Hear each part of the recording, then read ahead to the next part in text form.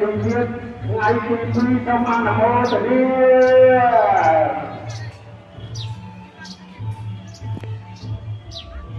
បាទឥឡូវនេះគឺប្រចាំរងទៅបានមុនចិត្តបញ្ចប់ហើយណាអស់លោកកំពុងតែរងចាំដើម្បីដាក់បាត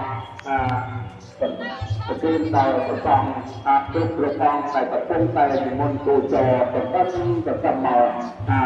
នេះហើយជាទឹកចិត្តជ្រះថ្លានៅក្នុងផ្លូវពុទ្ធសាសនា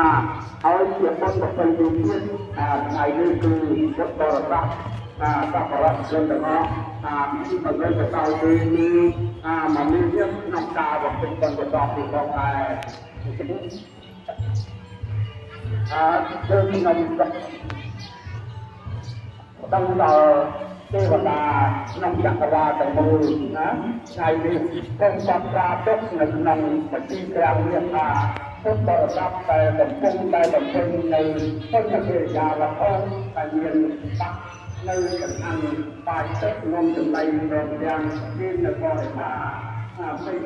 នឹងនាំមកនៅបច្ច័យសម្រាប់បង្កើនកសាងក្នុងសមត្ថភាពនេះចូលក្នុងរបស់នេះបានលំដាប់ដាក់ទៅហើយយ៉ាងទៀតទៅឲ្យទៅដល់ទីផ្លាយទៅជាបាទទៅទឹកទៅណាបាទ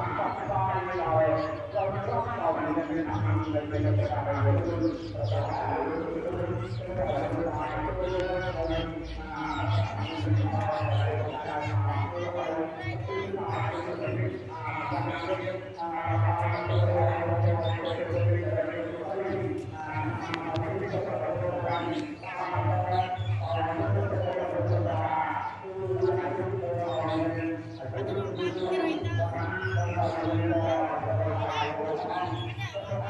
ុង